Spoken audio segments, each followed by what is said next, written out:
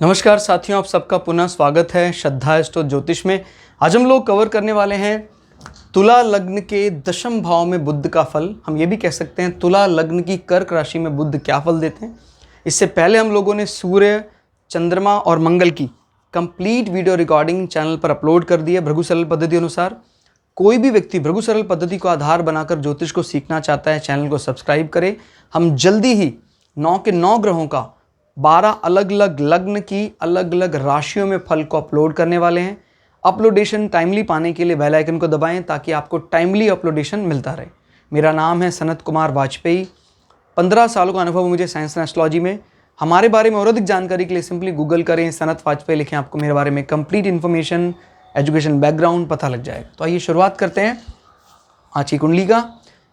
यहाँ से 10 गिनते हैं एंटी क्लॉकवाइज हाउसेस, तो ये पड़ता है 10वां नंबर। 10वां नंबर बहुत महत्वपूर्ण हाउस कहा जाता है। हम जिंदगी में कुछ भी शिक्षा ग्रहण करते हैं उसका एक ही कारण है, हमारा स्टेटस, जॉब, सामाजिक प्रतिष्ठा, मान सम्मान, वो देखा जाता है। सरकार कितनी मेहरबान रहेगी, इस प्रकार के राज परिवारों के साथ संबंध, इस प्रकार की सारी चीज़ें दशम भाव के मजबूत होने से मिलती हैं। अगर 10वां भाव कमज़ोर है तो आपको जिस सामाजिक यश की कामना आपने की है वो नहीं मिलेगा। सब चीज़ की जीवन में अलग अलग महानता है। जैसे मान लीजिए किसी का दूसरा हाउस बहुत स्ट्रांग है, 10वां हाउस क्रैश हो गया, टूट गया, ख़त्म हो गया, कुटुंब में ही वो सुख का अनुभव करेगा लेकिन उसको उस प्रकार का सामाजिक सुख, सम्मान, यश, प्रतिष्ठा नहीं मिलेगी। किसी का दूसरा क्रैश हो गया लेकिन 10वां बहुत मजबूत है, घर परिवार में कभी भी उसको उतना प्रेम सौहार्द नहीं मिलता जितना उसको समाज में जो उसके जॉब, स्टेटस, करियर को लेकर उसको मिलता है। क्लियर? तो इसमें बड़ा ज़बरदस्त कॉम्बिनेशन है इसका चौथे हाउस के साथ।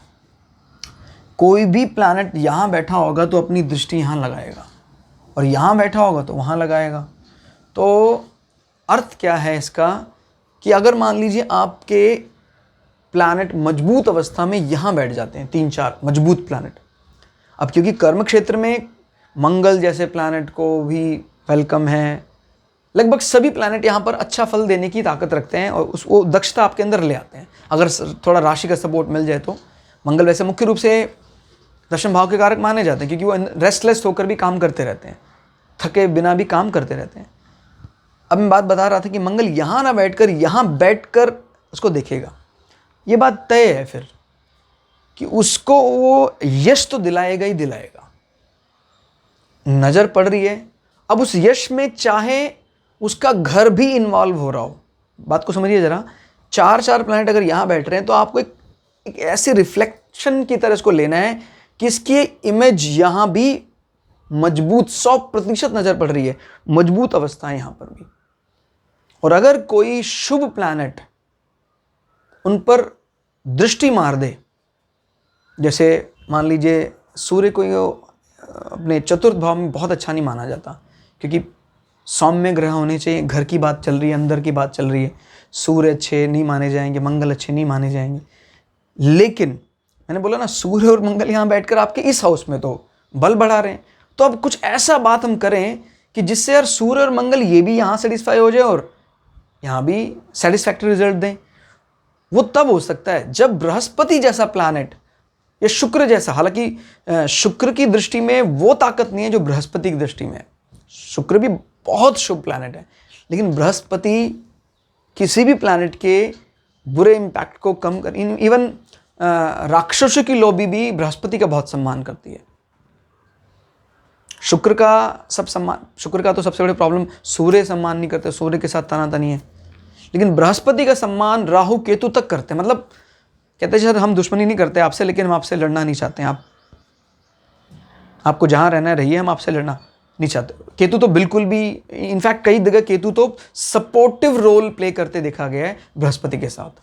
राहु थोड़ा सा करता है, चांडाल योग बनाता है, लेकिन अगर बृहस्पति की डिग्री वहाँ अच्छी है तो अभी मैं क्या बता रहा हूँ आपको कि इन 2 हाउसेस की इंपॉर्टेंस, इनफैक्ट चौथे हाउस की इंपॉर्टेंस को भी आप कर्म के लिए बराबर माने। यश जरूर मिलेगा आपको जॉब स्टेटस से संबंधित अगर आपके चतुर्थ हाउस में सूर्य, मंगल इस प्रकार के एग्रेसिव प्लैनेट बैठे हैं। तो घर में एक बार अनुशासन कार्रवाई के चलते क्रोध का आगमन होगा, लेकिन अगर सौम्य ग्रह यहाँ बैठकर दृष्टि डाल दें तो वो निष्क्रिय हो जाएगा उनका, वो इस प्रकार का कोई क्रोध किया वो निष्क्रिय हो जाएगा। लेकिन जो उनके पॉजिटिव इम्पैक्ट है वो यहाँ बराबर ट्रांसफ़र होंगे। तो ये बड़ा मज़ेदार ग्रह है, माने हाउस है दोनों, 4 और 10वां का बड़ा अच्छा संबंध है। कहते भाई हम लोग वर्क फ्रॉम होम जैसे बात कर रहे हैं आजकल, वर्क फ्रॉम में जैसे मान लीजिए किसी का 4th हाउस बहुत अच्छा है, अब 4थे हाउस में बैठ कर सारे यहाँ देख रहे हैं, तो कहता भैया उसका तो घर ही उसका ऑफिस है, और वो इतना यश उसके अपने घर से बना लेगा इतना आप अपने ऑफिस में नहीं बना पाएंगे। समझ रहे हैं आप, वो मजबूर कर दिया उसने 10th हाउस को यहाँ लाने के लिए। तो ये भी कई चार्ट्स में कॉम्बिनेशन देखे जाते हैं, तो वो दृष्टि भी आप जरूर रखिए। खाली आप 10th हाउस से ही कर्म अंदाज़ा लगाते रहेंगे तो फिर हो जाएगी गड़बड़।